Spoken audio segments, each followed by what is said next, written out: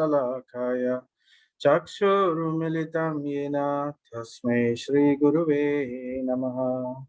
Translation: I offer my respectful obeisances unto my spiritual master, who has opened my eyes, which were blinded by the darkness of ignorance, with the torchlight of knowledge. And join me also for this Prabhupada Pranam prayer.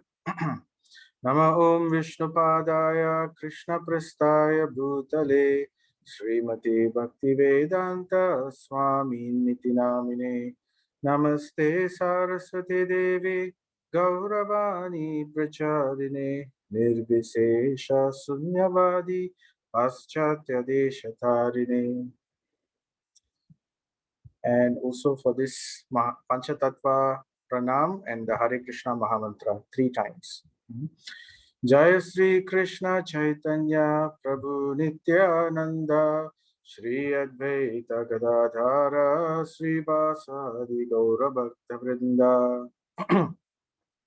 Hare Krishna Krishna Krishna Hare Hare Hare Rama Rama Rama Hare Hare Hare Krishna Krishna Krishna Hare Hare Hare Ram Ram Ram Hare Hare Hare Krishna Krishna Krishna Hare Hare Hare Ram Ram Ram Hare Hare. Sri Sri Nitai Siddha Gaura Hari and Sri Sri Jagannath Baladev Shivatramai. So before we start, Namo Om Vishnu Padaya Krishna Prastaya Bhutale Srimati Bhakti Vikna Vinashana Rasimhaiti Namine Mukam Karoti Vachalam Bangum Langayitim Girim Yat Kripa Tamaham Vande Sri Guru Dinatharinam Paramananda Madhavam Sri Chaitanyam Ishwaram Tatsat. So let us recite the Gita Mahatmya, glorification of the Bhagavad Gita. This is from the Sri Vaishnava Tantra Sara, verse 23. Gita Dita cha yenapi bhakti bhavina chetasa Veda Shastra Puranani Tena Ditani Sarvasa.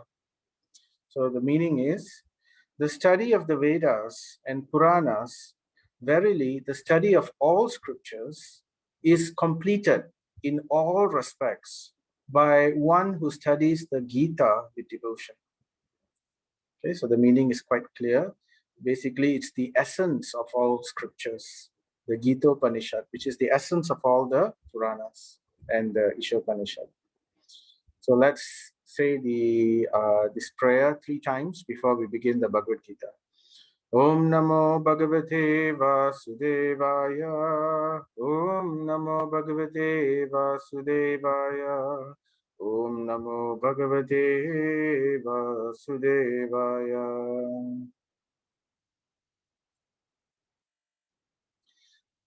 Let's recap what we did yesterday, chapter 12, which was entitled The Most Confidential Knowledge. So here we covered Arjuna again finally wants to confirm which is the better path, the jnana path or the bhakti path. And Krishna, without mincing his words, he clearly says that the bhakti path is way better. And he also gave reasons why, in summary. And then Krishna talks about bhakti path in detail. He basically speaks about the different stages of bhakti. So we introduced the bhakti ladder. And, in that bhakti ladder, we understood what was the topmost level. And then if we cannot do that, then the next level we can try. If that we cannot do, then the next level. So like that, we had the bhakti ladder. And then Krishna spoke about what are the qualities that he considers dear in his devotees. So the idea is, as those who follow the bhakti path, they would want to try to please Krishna. And Krishna is here easily telling what are these things which will please Krishna. So that makes it easy for us, just have to tick off the list. But it's not easy to cultivate those values which we had discussed yesterday. But that's where chanting the holy names, Hare Krishna Mahamantra, will actually, remember one of the definitions we talked about, it removes all the anarthas, the negativity it removes all the bad habits, the negativity, the bad qualities within our heart, and it blossoms, all the good qualities after that blossoms. So in that way, the means towards that end on how we can acquire those qualities which would please Krishna is predominantly by the chanting of the holy name.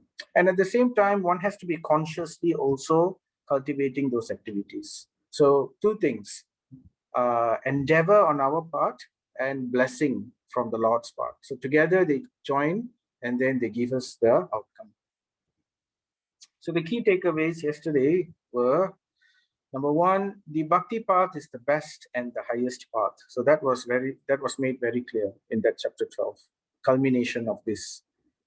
And then we talked about the levels of bhakti. So the key takeaway is also the different levels of, so we have to see where we can fit ourselves in.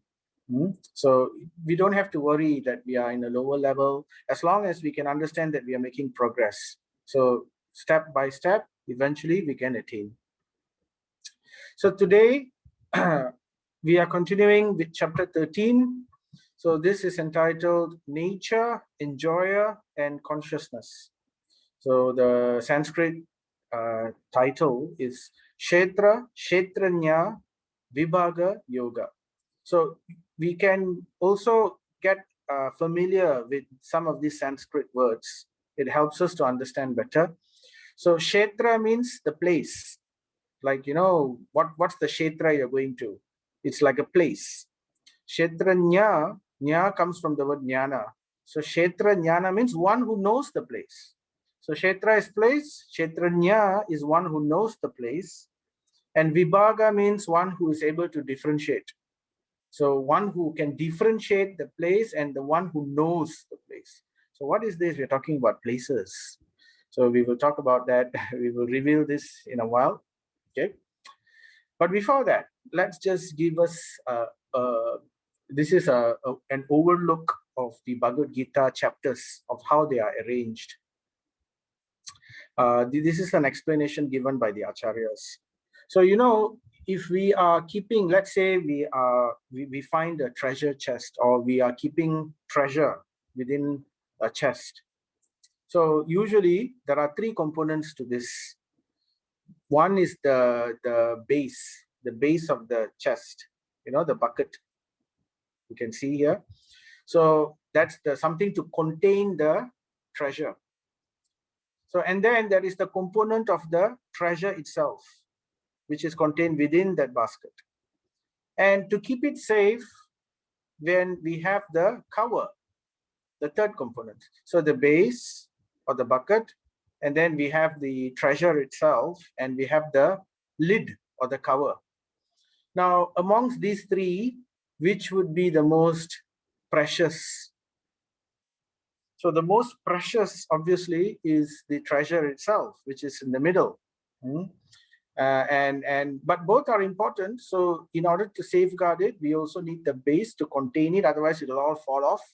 Otherwise, you know, anybody will say anything is possible, and then they will just create anything. And the lid is also covered to complete it. So it's like to complete the protection system. So similarly, the Bhagavad Gita chapters 1, 2, 3, 4, 5, and 6. You know, we have 18 chapters altogether, right? About 700 verses. So from the 18 chapters, it's divided into 3, 6, 6, and 6. So it's described that the first 6 chapters is like the bucket, it's like the base. It's basically the foundation. It's like giving us a perspective about what is the ultimate goal of life. And it is slowly focusing upon what is the best path to follow. Right? So this is basically the base, 1, 2, 3, 4, 5, and 6. And then we have the treasure. And what is the treasure? The treasure is chapters 7, 8, 9, 10, 11, and 12. So this is the heart or the essence of this Bhagavad Gita. Remember in chapter 12, we found there's one verse where I described it's the essence of the entire Bhagavad Gita. And then we also discussed in chapter 10, there was something called the Chatur Sloki, the 4 seed verses of the Bhagavad Gita. So basically 7, 8, 9, 10, 11, and 12, it's no longer looking at other processes. Because all that is already clearly established from 1, 2, 3, 4, 5, 6. All other processes have been looked at, and the pros and cons have been weighed, and the decision has been made. In chapter 7 onwards, it's all about bhakti. 7, 8, 9, 10, 11, and 12. So it's basically the ultimate, the treasure of the Bhagavad Gita. And then we have covered this already. So, 2/3 of the course we have done so far. So congratulations to everybody. And we just have 1/3 left to go. So today we are going 13, 14, we are going to do 13. So the last 6, 13, 14, 15, 16, 17, and 18, these last chapters, they actually supplement the treasure. So we already understood the goal and the full and the essence of it. Now the rest of it is filling up the details, filling in the blanks, because we may found that some of the things we didn't understand clearly. A lot of difficult concepts may have been presented. So, and there might be a lot of empty blanks where we felt like, some things are not really clearly discussed. So 13, 14, 15, 16, 17, 18 fills up those blanks so that we can fully understand and appreciate the entire Bhagavad Gita. And it also gives us the details on how we can actually perform bhakti. Because another way of looking at it is, in the beginning, we are wondering, what should we do? We are confused. So chapters 1 to 6 clear away that confusion and give us options, and then clearly also tell us in each point what is ideally the best path to follow. And chapter 7 to 12 clearly establish the best path for us and gives us the details on that particular path. But chapters 13 to 18 ensure that we are able to follow this path well, so that we have the full understanding, so that we can follow this path clearly. So that's the idea behind it. Okay. So now with that introduction done with, so we continue with chapter 13. This is verse 1. So it begins again with a question from Arjuna. Arjuna uvacha prakritim purusham chaiva kshetram kshetrajnam evacha etat veditum ichchami jnanam jneyam cha Keshava. So Arjuna said, "Oh my dear Keshava or Krishna, I wish to know about," so he wants to know about 6 things here, right? He wants to know about Prakriti. I want to know what is Prakriti. I want to know what's Purusha. I want to know what's Kshetra. We already know what Kshetra. I mentioned in the beginning. Kshetra means place, right? And he wants to know what is Ksetrajna. That means the one who knows the place. So therefore, what is Prakriti? Prakriti is also known as enjoyer, is also known as nature, material nature. We'll talk about this in detail. Don't worry too much about the Sanskrit. It's helpful to understand the meanings, but later I will explain this in detail. So Prakriti, which is energy or material nature. Purusha means the enjoyer, right? And that's the literal translation of Purusha. Purusha means enjoyer. And the field of activities, right? That is the place, that's Kshetra, we talked about it. And the knower of the field. The knower of the field is Ksetrajna. And of knowledge, Jnana. He wants to know about Jnana as well. And he wants to know the goal or the object of all knowledge. Jneyam. So these are the 6 or 7. Anyway, I think it's 6 or 7. Later we count. Okay. So after asking these questions, now Arjuna, so actually you can see these are a bit details. So just to understand further about all the topics that has been covered previously. So Krishna replies, Sri Bhagavan Uvacha. So I'll skip the Sanskrit and I'll go straight to the translation here. The Supreme Personality of Godhead said, "This body, O son of Kunti, is called the field." Now he's clarifying all these things. So initially it sounded a bit mystical. Oh, what is this? Place, field of activities. Sounds very confusing. So it's basically an analogy which is used. Now, the place or the field of activity. Now, if you want to do something, we want to go somewhere, and then there only we can do something, right? So we need a place. So therefore, this place or field is called Ksetra, and it is like our body. So the body that we have, it's actually a place of activity. It's what we use. Now, I'll explain a bit more later so that we can understand clearly this example. And one who knows this body is called the knower of the field. So the one who knows the body is the knower of the field. So who's that? So that would be the Atma, isn't it? So we have the place or the field, which is the body, and we have the one who is the knower of that body. We know our body, isn't it? So, but we don't know other people's body. We do not know what's happening inside other people. It's not that we know what's inside us, but at least we know what we think. We cannot understand what other people think. So therefore, we know what we think. So therefore, we are the knower of this body. We are the Atma. So that's Ksetra and Ksetrajna. And then Krishna continues, O sign of Bharata, you should understand that I am also the knower in all bodies. And to undergo this body and its knower is called knowledge. Sorry, to understand this body and its knower is called knowledge. That is my opinion. Now, let's try to understand this figuratively. So I will give some examples so that we can clearly understand these points, right? So, Ksetra, an example is also, Krishna gave the example of the body, right? So it's just like a farmer.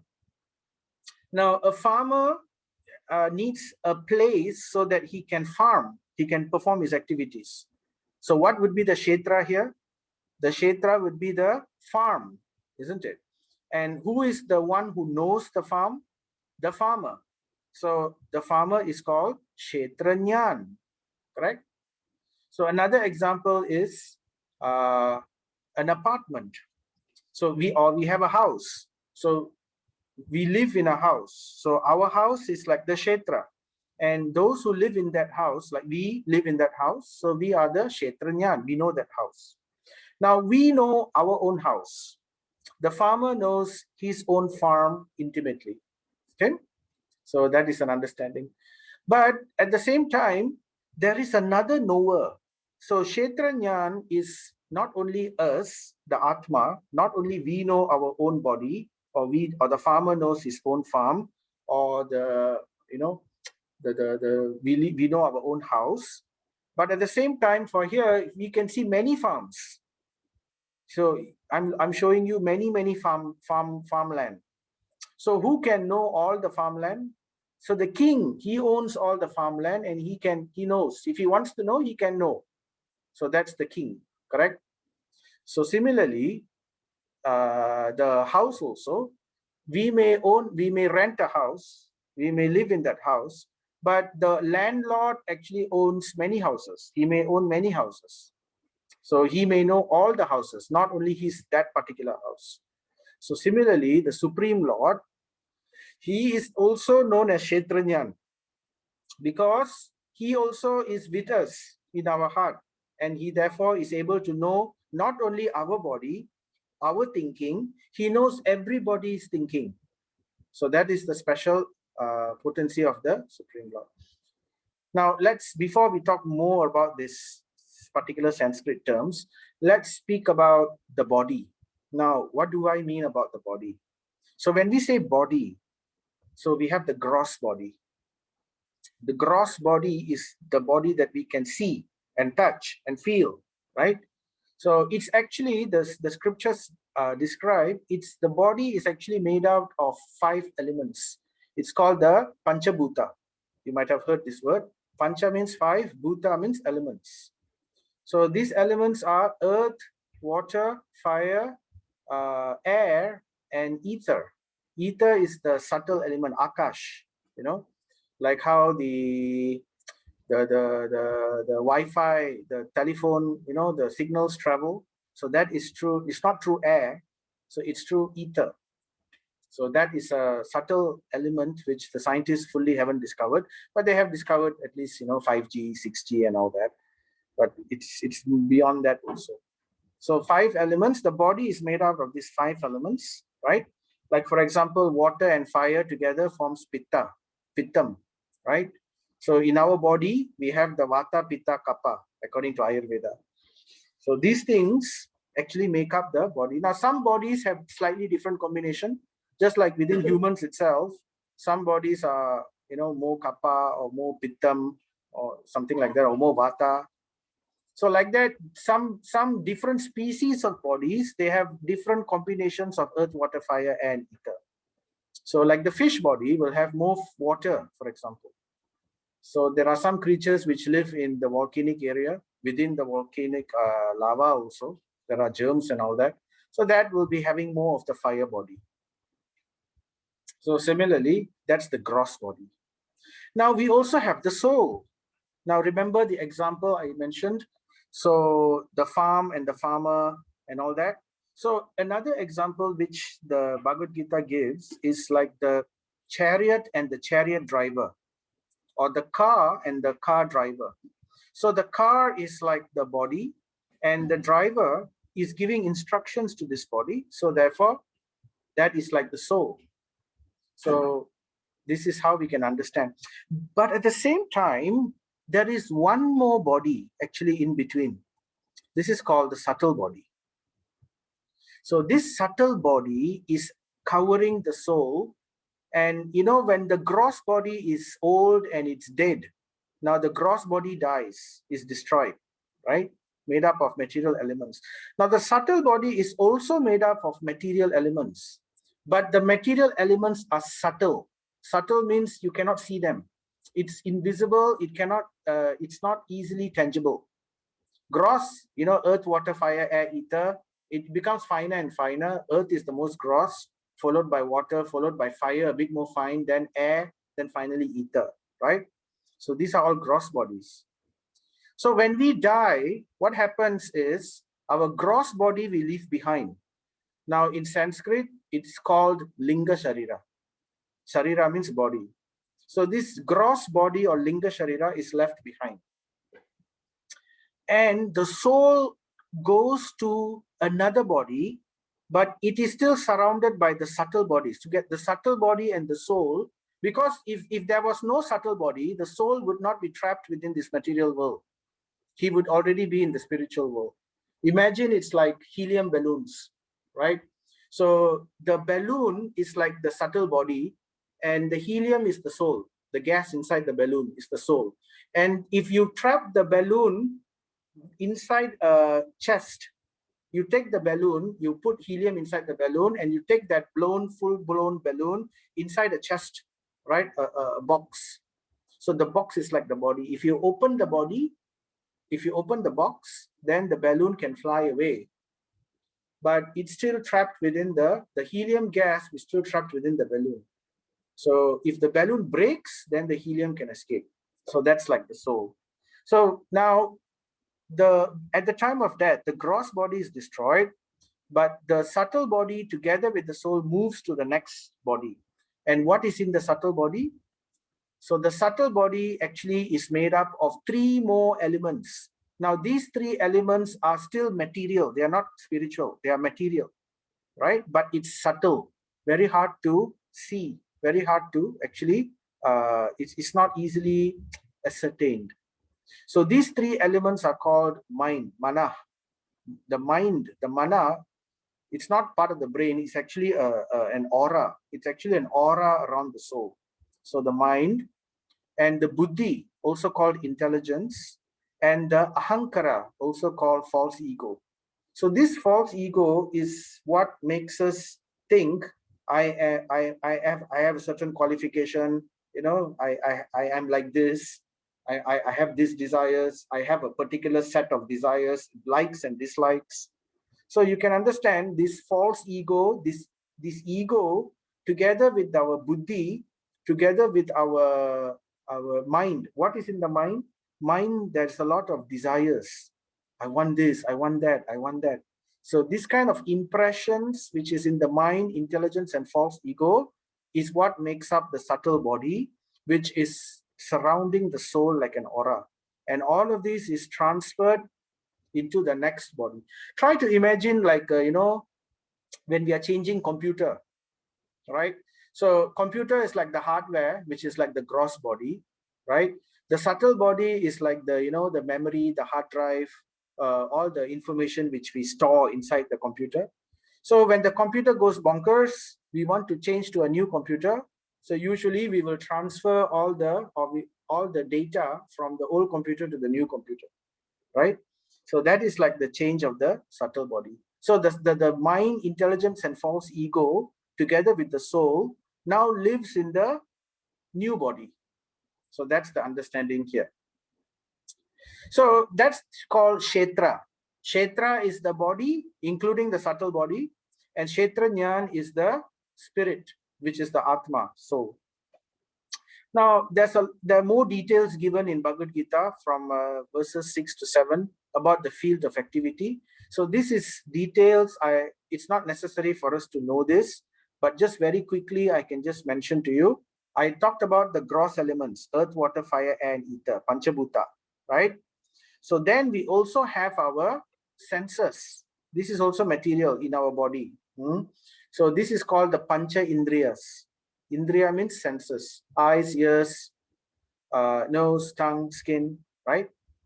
And then this Pancha Indriya, it connects to our working senses, also known as Karmendriya.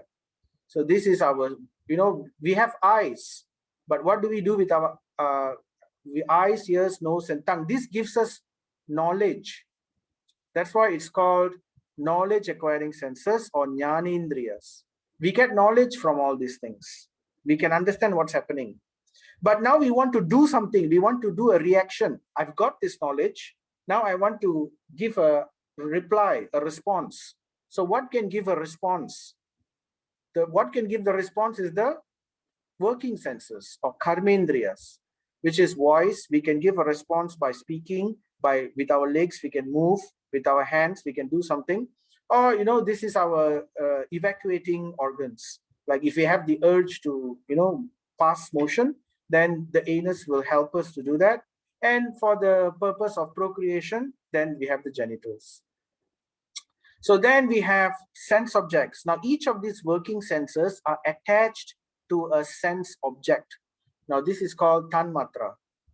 So voice connects, then like that we have the form. The eye likes to see shapes, beauty. The ear likes to hear sweet sounds. The nose likes to smell sweet fragrances. Some things we like, some things we don't like. Now, these things are all controlled by the mind, subtle body. The indriyas, all of these impressions are all controlled by the mind, which is the king of the senses. So it's a very detailed matter. I don't want to go into those details because that's not really the spirit of the Bhagavad Gita, but it's there in the Gita if you want to read about it. And higher than the mind is the intelligence, because the intelligence actually can control the mind if it is trained. So if we get the right intelligence, then the intelligence can tell the mind, what is right, what is wrong. The mind will only I like this, I like that. But then the intelligence will say, yes, but it's not good for you. So train yourself not to like it. So, that's how the intelligence can control the mind. But the intelligence also is controlled by the ahankara. The ahankara is like the master. Try to imagine like a chariot. In a chariot, we have the chariot driver who's holding the whip, and then we have the horses, and we have the reins which is controlling the horses. So the horses are like, imagine there are 5 horses, each for each of the indriyas or the senses. So these horses are all controlled by the reins, the rope which is controlling the horses, that's the mind. And this mind is controlled by the chariot driver. The chariot driver is holding the whip, so that's the intelligence. And the chariot driver is actually only doing what the master wants the chariot driver to do. The boss says, chariot driver, turn right. So that boss is the false ego, which is controlling the situation. So all of these is, so the pradhan, I won't talk about that now. It's too detailed. So anyway, these are details. So now let's go back to the topic about Ksetra and Ksetrajna. Now, remember once in a previous class, I said that Bhagavad Gita talks about 5 topics. It talks about Ishvara, or the supreme controller, right? And here, he is also known as Purusha. Purusha means the enjoyer. So God is an enjoyer, and a part of this Purusha is the Jivas. And we are also mini enjoyers. And we actually, in this material world, when we develop our false ego, we desire to enjoy this material world. So the nature of the soul is always looking for pleasure. We are also Anandabhaya. That means we are always searching for pleasure. That is the nature of the soul, because we are part of the Supreme Lord. And the Supreme Lord is the Mahapurusha. Correct? So these are 2 energies of the Lord. One is the Jiva, which is spiritual energy, and the other is the Prakriti. Prakriti means material energy. And with the Prakriti, the material world is created, made out of earth, water, fire, air, and ether, false ego, intelligence, and mind. So these things are all created. Now they are all useless if the Jiva doesn't enliven it. It's just dead matter. Earth, water, fire, air, ether, mind, intelligence, false ego are all dead matter. Gross and subtle, yes, but they are all dead. So it has to be enlivened by the spiritual energy of the Lord. Okay? So now when the Purusha, when the Jiva feels like he wants to enjoy separately from Krishna, he enters into this material world. So it's like life enters into the dead body or into body, and the body starts to develop. So that is what happens. And we already talked about Prakriti. Prakriti is the material energy, part of the energy of the Lord, which is basically inert matter, right? And we have this Purusha. Now there are 2 Purushas, I already mentioned. One is the Jiva, one is the Supreme Lord. Now when this Jiva wants to enjoy, he is the Purusha, he wants to enjoy, mini Purusha. He wants to enjoy in Prakriti. He needs a body. He needs a place to enjoy, and he also needs a vessel so that he can enjoy that place in that vessel. So it's like, kind of like, the natural place for us is land, isn't it? We live in land naturally. We don't need anything. We are born in land and we can live in land. But suppose we want to enjoy away from land. We say, I want to now enjoy in the water. I want to go into the sea. So for example, scuba diving. So what we need, the sea is now like Prakriti. It's now like the material world, Prakriti, right? The land, imagine the land is like the spiritual realm. The sea is like Prakriti. If we want to go and enjoy in the sea, we need a scuba diving set, or we need a submarine or something like that. So that is like a body. So when we enter into the submarine, or when we enter into the scuba diving set, right, that is our body. So it's known as Ksetra. Ksetra is the place, but here it means the body. The place for the soul, that is Ksetra. And the soul and the body together with the soul enjoys in the Prakriti. Prakriti means the place where the material nature or the material energy is situated. Okay, I hope that is clear so far. Now the Ksetra, we know the Ksetra is the body.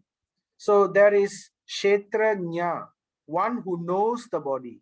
So one who knows the body is ourselves. We ourselves know our own body, right? But at the same time, together with us, there is another soul. So that is a super soul, or the Paramatma. So the Supreme Lord is also within us, within our heart, right? So therefore, he is known as Ksetrajna. We are also known as Ksetrajna. But we only know our body, whereas the Supreme Lord knows all bodies, all living entities, because he has expanded as Paramatma. So that's the difference. And one who knows these things, whatever I just mentioned just now in detail, one who knows this and knows the difference between them, that is called knowledge, jnanam. So Krishna says anything other than this is not really knowledge, Krishna says, because it actually leads to, it doesn't lead to higher achievement, because knowledge means it has to lead one to a higher point. So we can say we have science, yes, we know science, we know mathematics, we know geography, so many other things, all are there, medical science, all that is, it helps us only to live within the Prakriti. It doesn't help us to come out of the Prakriti. So therefore, Krishna declares that anything that doesn't help us to come out of the Prakriti is not considered by him as real jnana, knowledge. It's just, it's sub-knowledge. So therefore, now we can understand what is real jnana. So we can understand that only the Bhagavad Gita gives us this real jnana. We don't learn this in science. We don't learn this in any university, generally. It's given in the Bhagavad Gita. So I hope that makes it clear about the points about Prakriti, Kshetra, Purusha, and Ksetrajna, and what is Jnanam or knowledge, right? So Purusha means enjoyer, Prakriti means material nature, Kshetra means body or place, Ksetrajna means one who knows that body or one who knows that place, and we have Jnanam, knowledge. All of this is knowledge. But you know, knowledge must have a goal. So what is the goal of knowledge? That is called Neyam. And that goal of knowledge is none other than the Supreme Lord. We want to go back to him into the spiritual world, right? So this is what chapter 13 describes, the verses we'll talk about. So let's look at chapter 13 now. From 1 to 3, verses 1 to 3, Arjuna asks the question, and Krishna answers very briefly what is Prakriti, Purusha, Kshetra, and all these things. And then Krishna talks in some detail what is Kshetra. Kshetra means the body, right? The differences. Basically, the understanding is whatever that's in the material body is temporary and it is perishable and it is always changing. It keeps changing. It never remains permanent. So these were basically some of the essence of that verses 4 to 7. So after he talked about Kshetra, Krishna now talks about jnana in more detail. So I've already summarized those points. So jnana means the knowledge about spirit and matter and knowing the difference between them. That is jnana. So understanding these points. And then Krishna now talks about neyam. Neyam means the goal of knowledge. So what is the purpose ultimately of all this knowledge? So it is to help us to transcend. Otherwise, it is waste. It is not really knowledge because we are simply, the word is used that we are simply chewing the chewed, enjoying within the material world only. So in Nyayam, there are 2 points which Krishna, so what is that goal? What is that goal of that knowledge? So the goal of that knowledge, Krishna tells Arjuna, is to understand Brahman or spirit. And Brahman means it's the first level of God realization. I've mentioned this many times already, right? And then Krishna goes on, he describes Brahman in more detail. And then he goes on to talk about Paramatma from 15 to 18. Again, he talks about what is Paramatma. So here we will we will talk about some of these verses here. So 13 to 19, right? Let's read this verse. Iti kshetram tatha jnanam neyam choktam samasataha madbhakta etat vijñāya madbhavayopapadyate.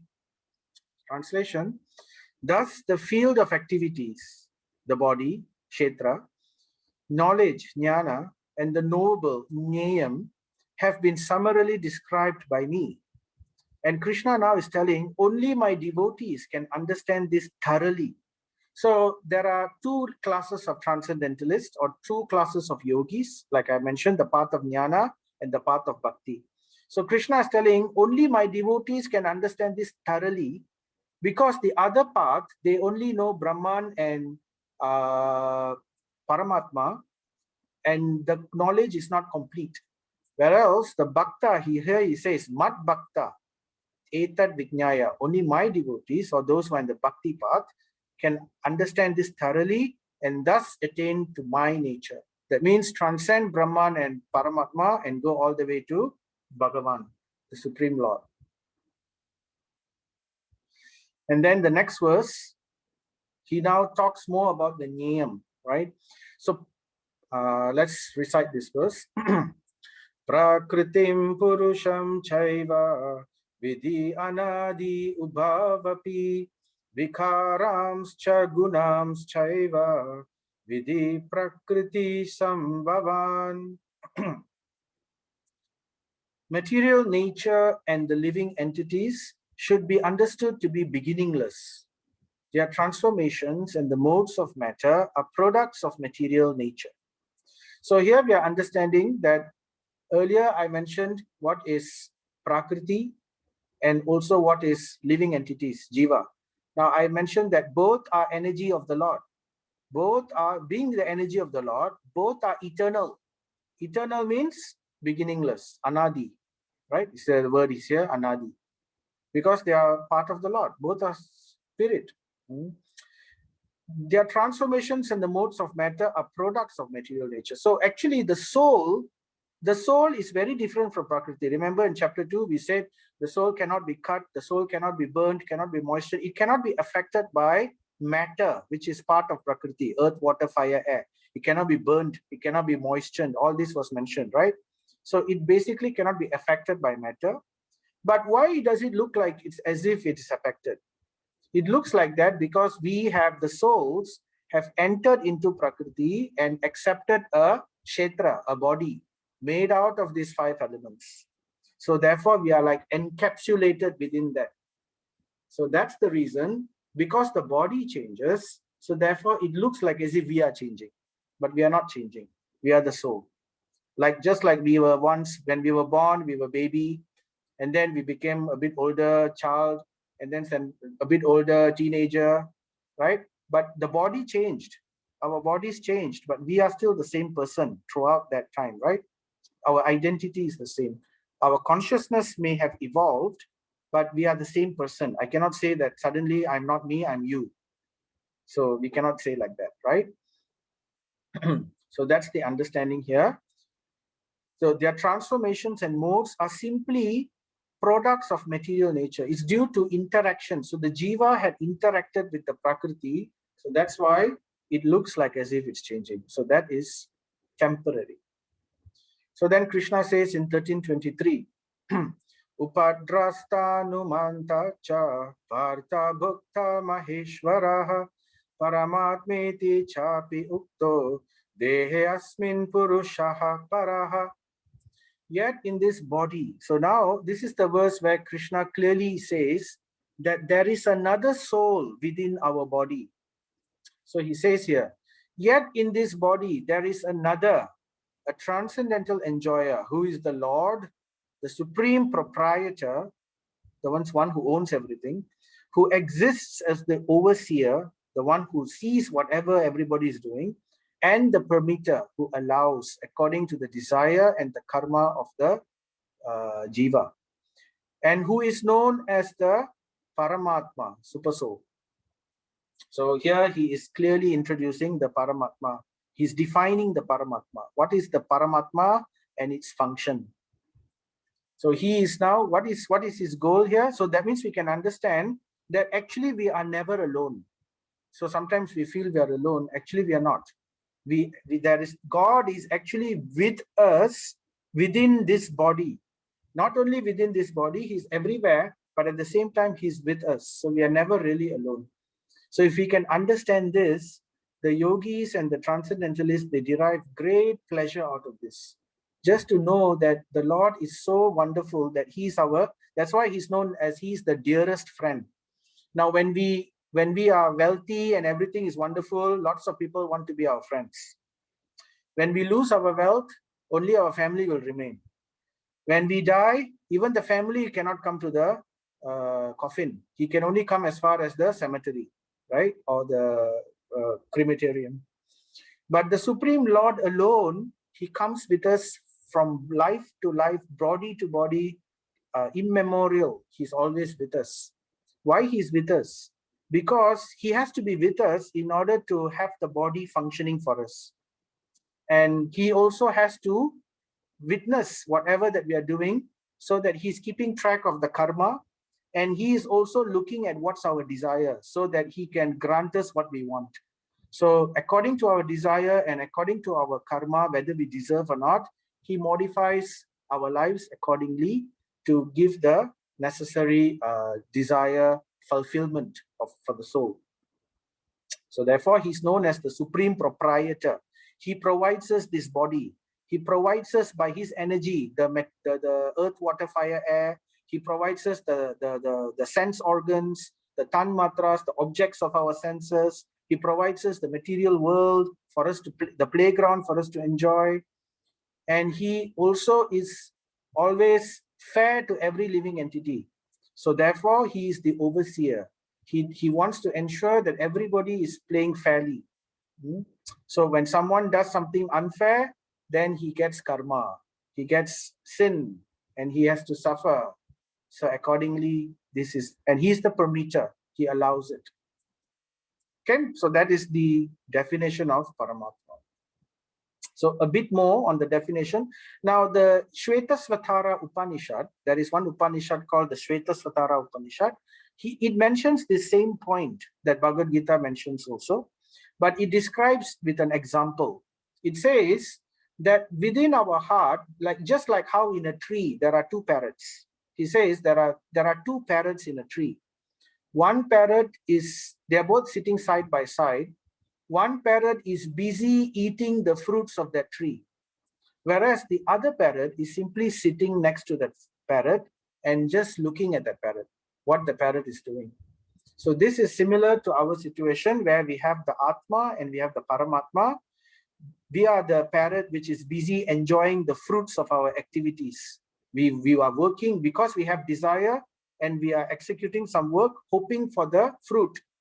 And the other parrot is simply looking at us, thinking, when will this parrot finally turn and look at me? So that is what the Paramatma is looking at. So the moment the parrot turns to look at the other parrot, so that's when all auspiciousness actually begins for us. That's when we will start to develop all auspiciousness, because we are finally taking the step towards going back to God. So it begins with hearing, understanding and hearing about the message that God has to give us. Because otherwise we won't know all these concepts, isn't it? We won't know about how we are, what's our nature and all that. So this is given by the Supreme Lord to destroy that ignorance. Now, this story of Paramatma can be given, I'm going to tell a nice story where it actually illustrates this point very nicely. So you might have heard of this person. He is Kanakadas. He is a very great poet, and he has written many beautiful songs and poetry about the Supreme Lord Krishna. So this Kanakadas, he's from Udupi. He's in Bengaluru, you know that area. So Udupi is very famous for a very famous temple, Udupi Krishna. The Madhvacharya Sampradaya has its roots over there. Madhvacharya built a temple in Udupi, and the Lord there is called Udupi Krishna. So what happened is this Kanakadas, he was actually during the 15th century. So he happened to be a disciple of a guru in the Madhva Sampradaya. And his guru was a very nice guru, but his disciple, his fellow brother disciples, that means the guru had many disciples, he's one of them. And the other disciples didn't like Kanakadas. They were a bit jealous of him because Kanakadas was composing nice poetry. But at the same time, Kanakadas happened to be from a lower caste. He was a shepherd. He used to take care of animals. So they tend to look down at him a little. But they didn't understand the depth of Kanakadas's realization and devotion. But his guru knew it. And just to teach all these other so-called Brahmana disciples of this guru, he wanted to show the glory of Kanakadas. So one day he tested all of them. He told all of them, now I want you to take all these banana. He gave each one of them banana. And then he said, I want you to go to a very secret place where nobody will be able to see you. And there you must eat this banana without a single witness. So, no one should be able to witness you that you're eating this banana. So then all of them went and then they disappeared. Kanakadas also took the banana and he went. And then eventually, after some time, they all came back and then all of them have eaten the banana. They say, I went to a secret place where nobody knows and nobody knew when I ate it, but I finished it. Whereas Kanakadas alone, he came back with the banana. And then everybody is surprised. And then the guru says, why Kanakadas? Why didn't you eat your banana? And then Kanakadas said, actually, because you told me the condition is I must go somewhere where nobody witnesses it. But you know what he said? He said, I couldn't find such a place. Why? Because everywhere there's Paramatma, and Paramatma is witnessing everything. So there is no such place I can go where there is no witness. So therefore I could not eat the banana. So then the disciples understood. Oh, then the guru showed, see, he's a great disciple, much better than all of you. And then, but this is also the case, later on also, even the Supreme Lord, the deity itself was very affectionate to Kanakadas. Because Kanakadas was a shepherd, some of these caste Brahmins, they didn't want to let Kanakadas enter into the temple and take darshan. Of course, they were jealous of him also, but they used this example. They used this reason to stop him from entering the deity. So this is the deity. This is the Udupi Krishna, very beautiful form of Krishna. And the deity was not interested in getting the darshan of all the other people. Because Kanakadas couldn't come, the deity sent a dream to Kanakadas. He said, you come behind the temple, the temple right behind, I will create a hole and then you can see me.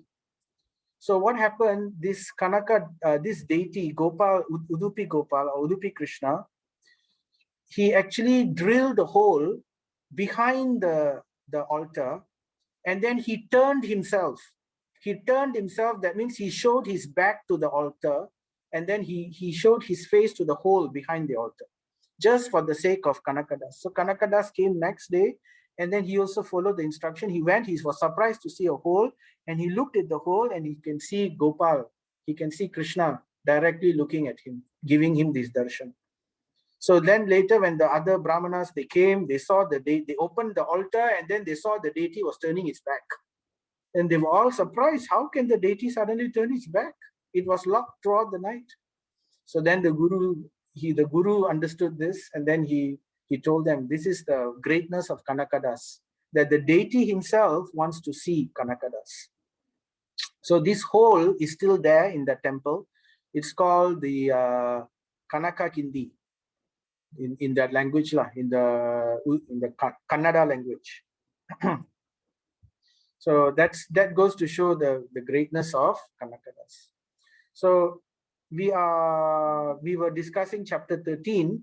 So Krishna, there was questions and answers by Arjuna and Krishna. Krishna talked about Ksetra. So what is Ksetra? Ksetra is the place or the body.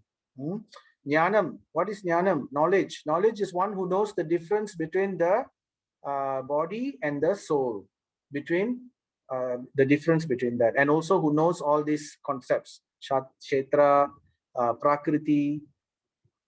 So then what is Niyam? Niyam is the goal of knowledge, and that is Krishna, realized in three aspects: Bhagavan, Paramatma, and the Supreme Lord.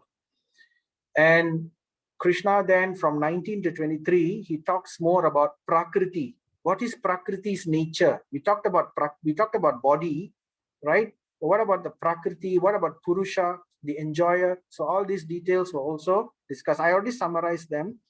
So, but we can see some of those verses. So after that, then Krishna talks about the goal or the goal was already Jnayam. He talks about the knower, Ksetrajna.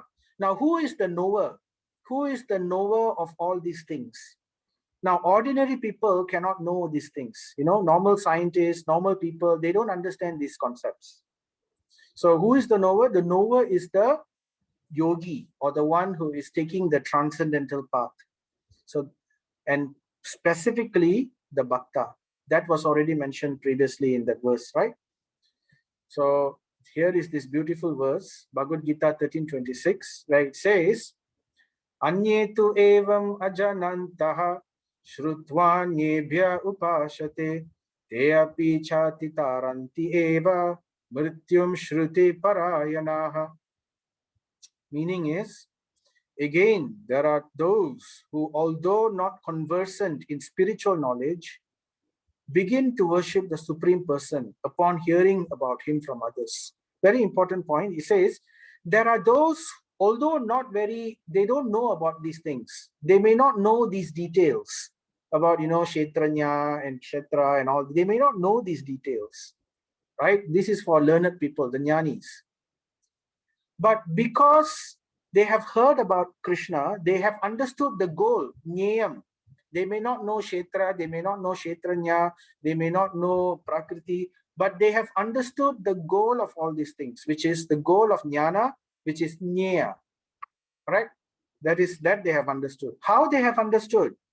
Because they have faith and they have heard with faith. So this is the process of Shravanam. This is the beginning of the bhakti process. So the bhakti process begins with, remember I mentioned Shravanam, Kirtanam, Smaranam, hearing, chanting, and then remembering, and then there are 9 processes like this. So the beginning of all of this is Shravanam, hearing with faith about Krishna, about all this. So slowly we can get to know. So just like all of us, like myself also, I never knew all these things before. So slowly by hearing also means reading and hearing. With faith, we can eventually start to understand, and also by chanting, that will purify us more and give us the knowledge more, because Krishna says, right? Jnana Deepena Bhasvataha. Within the heart, I will shine the light of knowledge so that the understanding will come. So here the verse says, because of their tendency to hear from authorities. So this process is called Shabda. Shabda means hearing with faith from the authority. Because of this tendency, they also transcend the path of birth and death. Arjuna, Krishna is telling. So this gives hope to all of us in Kali Yuga, because in Kali Yuga, all of us, we are not learned in these things. We are just slowly understanding these points.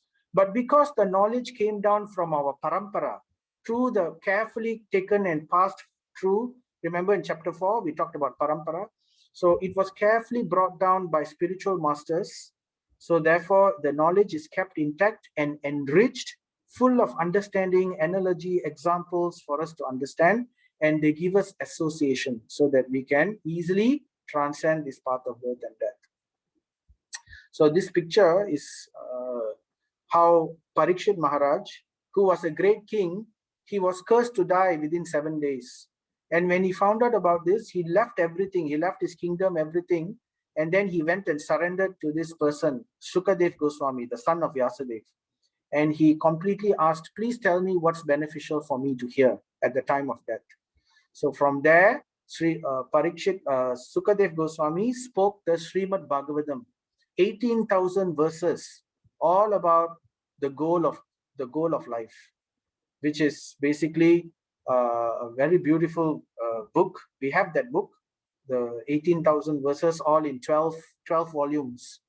So it's a very, very beautiful work that gives full details about Krishna, about the goal of life, about all these aspects which Bhagavad Gita just begins. So Bhagavad Gita begins to talk about these things. Srimad Bhagavatam speaks about them in detail, very beautifully.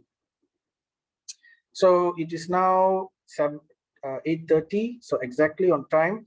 Let me just end with this story, another story, so we can end, where this story highlights the importance of faith over knowledge.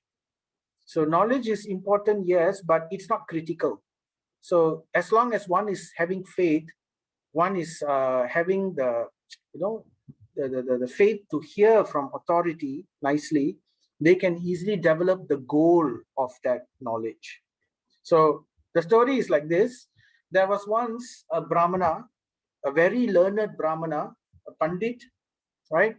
So this was during a different age. And in that age, Narada Muni used to come and reveal himself to people. So this Brahmana, once this Narada Muni came to this Brahmana, and the Brahmana received him very nicely. And then the Brahmana asked, "Oh Narada," after giving all the nice invitation and after glorifying Narada nicely, he says, "Oh Narada, please tell me, you must have seen Narayana, right? You always go and see him. Can you please, next time when you meet him, can you please ask Narayana when I can achieve him, when I can come to him? Because I've dedicated my life in understanding so many scriptures. I've memorized the Vedas. I'm performing yagyas every day. So I'm very faithful. Please tell me when I can come to him finally when I die." So Narada said, okay, I will do that. And then he left the Brahmana. But before he left, he also visited another person, another devotee. Now this devotee is a cobbler. So he's a very humble person, cobbler, and he doesn't have much knowledge. Cobblers, they don't really understand things. But he had heard from when sometimes he fixes the shoe of the Brahmana, and while doing it, he likes to sit next to that Brahmana, and he likes to hear whatever the Brahmana is reciting in his reading and in his giving class and all that. So sometimes he likes to hear. He can just sit down, mend the shoe, and he has the whole day to just hear about these things. So Narada went to see him, and the cobbler also respectfully, "Oh my God, you are Narada. I am just a humble cobbler. You have come to see me. I'm so happy." Then Narada said, "Yeah, I've heard about your devotion." They said, "No, me, I got no devotion." Then the cobbler said, then the Narada said, "Okay, you have, since I'm here, ask me something. Maybe you'd like to know something." And then Narada said, cobbler told Narada, maybe I know you are always seeing Narayana. Then he asked the same question. Can you also tell me when I will come to him? I'm thinking about him, but I'm missing him so much. Can you tell me when I can reach him? So Narada said, "Okay, I've got the same request from two people. Now I will leave." So he left and he went to Shvetadvip. So in Shvetadvip, he met Lord Narayana in the ocean of milk, where Lakshmi Devi is always serving his lotus feet. So Lord Vishnu received Narada very nicely. And then he asked, "Welcome, Narada. What can I do for you?" Then Narada said, "Oh, my Supreme Lord, I have come to actually ask you a question. Because down on earth, there is this Brahmana and there is this cobbler." As soon as he mentioned the cobbler and the Brahmana, Lord Vishnu started to smile very beautifully. And then Narada said, they asked actually they conveyed their blessing, they conveyed their pranams to you and their obeisances, but they were asking, the Brahmana wanted to know when he can attain you, and the cobbler also wanted to know how he can come to you. And then Lord Vishnu smiled and he told Narada, "Okay, you tell the Brahmana, you tell the cobbler that within the end of this life, you will certainly come to me." And then Narada said, "Jai, that's very nice." And then Narayana said after that, "And you tell the Brahmana that he will only come back to me after 100 lifetimes. That means after taking birth 100 times, then he will come back to me." Then Narada was perplexed. That's interesting. How is it that a Brahmana cannot have the punya, or not punya, the blessing which the cobbler is having? And then Vishnu said, "You want to understand why? Okay, if you want to understand why, Narada, you ask this question to both of them, and you hear their reply, and then you can understand why the cobbler will come back to me and the Brahmana will not come back in this lifetime. Then Narada says, oh, can you tell me what that question is? And then Narayana said, go and ask each of them. You tell each of them. They will ask you, when you come and see them finally, they will ask you a question. They will say, what is Narayana doing? Because, Lord Narayana knows the future and everything. So he knows what they will ask. So when they ask me like this, you tell them that I am threading what I'm doing is, I am threading an elephant in the eye of a needle. We have a needle. A needle is a very small thing. And in that needle, there is a hole. So this is called the eye of the needle, right? So if you want to take a thread and put it through the eye of the needle, it's not very easy, right? But Narayana is telling Narada, tell them I am taking an elephant and putting it through the eye of a needle, a huge elephant. So Narada smiled and then said, oh, okay, I will do what you're telling me. So then Narada went to the Brahmana, and then the Brahmana welcomed Narada. Oh, Narada Muni, you're back. You're wonderful. So did you go and ask this question I wanted from Narayana, right? And then Narada Muni said, oh, yes, I asked him. And he told me that for sure you will come back to him after 100 lifetimes.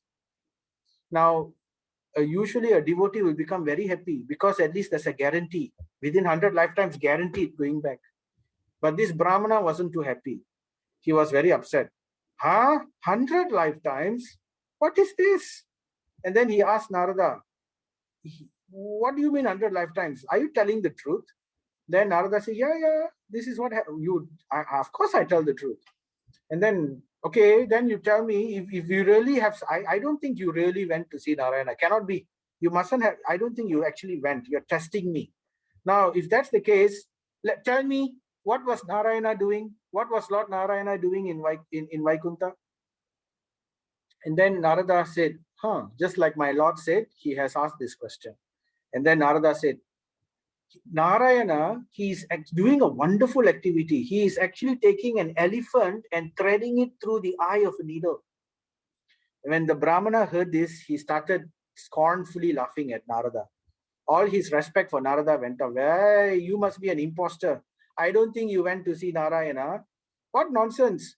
First of all, an elephant is so big and a needle is so small. How is it possible for an elephant to go through a needle? You're talking nonsense. And then he said, secondly, why would Narayana do such a thing? He has nothing better to do. And they say, you are, I don't accept you. So then he went off. So then Narada understood.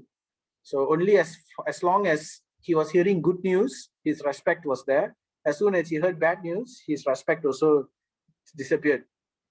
And then he understood that this Brahmana had no faith. Then he went to the cobbler, and the cobbler also received him nicely. And the same point, the cobbler just didn't ask anything. He was just receiving Narada, and he was happy with Narada's company. But then Narada asked the cobbler, I went to see Narayana. I asked your question, right? And then you know what Narayana said? You said you will return to me immediately after this life. And then the cobbler was so happy. He started crying. Tears started falling in his eyes. And then he said, I'm so happy to hear this. And then Narada, and then after that, after hearing this, since you had darshan of Narayana, can you please tell me what he's doing, what my Lord is doing? And then Narada said, oh, he is actually threading an elephant through the eye of a needle. Now, as soon as he heard this cobbler became so happy. He started, Jai, oh Narayana, no, oh Narayana, my Lord is so great, my Lord is so great. And then Narada was amazed. And then he said, how is it that you have so much faith in what I just told you? And then the cobbler said, why not? He is my supreme Lord. So he said, you see, if my Lord can pack an entire huge banyan tree into a small seed, right? This is called arsamaram. very big, one very big tree. If we can pack this entire big tree into one small seed, into a seed, right? An acorn. So what is the big amazing thing that if we can take an elephant and put it through a needle, if we can put a huge banyan tree into a small seed, certainly my Lord can. And if he can take this entire universe and put it in within himself, certainly he can put an elephant through an eye of a needle. And whatever he does is glorious. He has the best of his activities are always glorious. So this, you can understand, this Brahmana was so much having faith about the Supreme Lord's leelas. So immediately Narada Muni understood. Oh yes. So now I understand why Narayana said that this cobbler will immediately come back in this life. So here, this beautiful story illustrates that knowledge alone will not bring us, because we need to have faith. So the goal of knowledge is niyam. We have to understand the nama, rupa, guna, and lila, the name, form, qualities, and the pastimes of the Supreme Lord. And we must have faith. So how we can develop this faith? Simply by the processes of bhakti, which is hearing and chanting. So our takeaway for today. So for chapter 13, we heard about Prakriti. Prakriti means the nature, material nature, right? And we heard about Purusha, the enjoyer. There are two enjoyers, right? The souls and the super soul, Paramatma. And then we heard about Ksetra. Ksetra is the body, which is made out of Prakriti, right? Which the soul needs to live inside. There are two souls living inside the Ksetra. And this soul is called Ksetrajna. Ksetrajna, one is us, one is the Paramatma living within the body. Okay, so, and then Krishna talked about Jnanam, knowledge. So understanding Prakriti, Purusha, Ksetra, and Ksetrajna is actually Jnana, knowledge. Anything else other than that is not. And he also talked about the goal of knowledge, Jnayam, which is Krishna, or the Supreme, the Bhagavan, the Bhagavan, which is Brahman, Paramatma, and Bhagavan realization.